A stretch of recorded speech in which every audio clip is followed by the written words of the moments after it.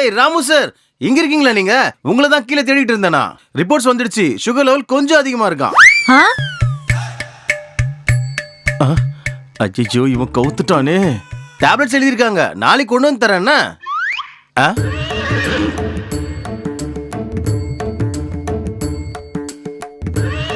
Ramu sir, உங்களுக்கு ஒரு பொண்ணு இருக்குன்னு சொல்லவே இல்ல.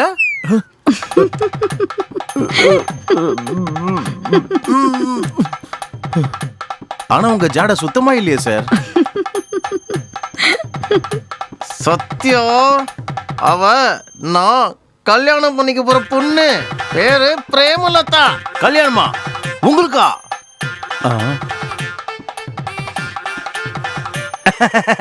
காம்பினேஷன் பார்த்து கொஞ்சம் கன்ஃபியூஸ் ஆயிட்டேன். அப்ப கடைசியா உங்க ப்ராப்பர்ட்டிக்கு ப்ரமோஷன் வந்துடுச்சு. Congratulation sir. உங்களுக்கு கூட rest in peace. Sorry, all the பெஸ்ட்ங்க.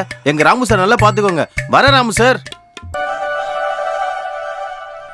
All the best Ramu sir. Bye. போய் தொலைடா டேய் முதல்ல.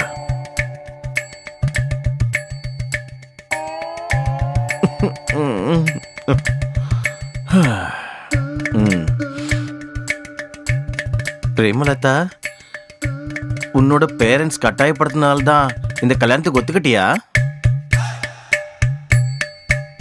உன்னோடது நல்லா ஸ்ட்ராங்கா இருக்குமாமே. என்னது? ஆஸ்தி. ஓ, எங்க அப்பா கடனை தீக்கிறதுக்கு உன்ன மாதிரி ஆளை கல்யாணம் பண்ணிக்க சொன்னாரு. பேரண்ட்ஸ்க்காக இந்த கருமத்தெல்லாம் பண்ண வேண்டியிருக்கு. கவலைப்படாத பிரேமலதா, நான் உன் ஆசைகள் எல்லாம் தீக்கிறேன். உனக்கு என்ன ஆசை இருக்குன்னு என்கிட்ட சொல்லு. முதல்ல எங்க அப்பாக்கு இருக்க கடனை தீத்துரு, அதுக்கப்புறம் ஆசையை பத்தி பேசிக்கலாம். ஆல்ரெடி உங்க அப்பா கடனை பாதி கட்டிட்டேன், மீதி கடனை கல்யாணத்துக்கு அப்புறம் கட்டிடுவேன். உன் ஆசை என்னன்னு சொல்லு என்கிட்ட.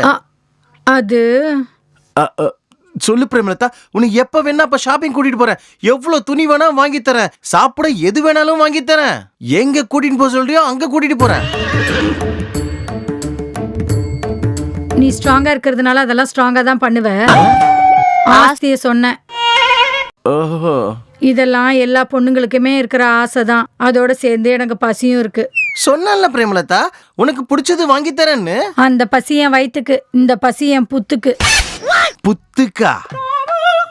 வயித்துக்கு பசிக்கும் தெரியும், புத்துக்கு எப்படி பசி தீக்கணும்னு தெரியலையே. தெரியாதா? தெரியாது பிரேமலதா, நிஜமா. ஐய, உன்னை கல்யாணம் பண்ணிக்கிட்டா எங்க அப்பா ஆசை தீந்து போயிடும். ஆனா ஏன் ஆசை தீந்து போகாது போல இருக்கே.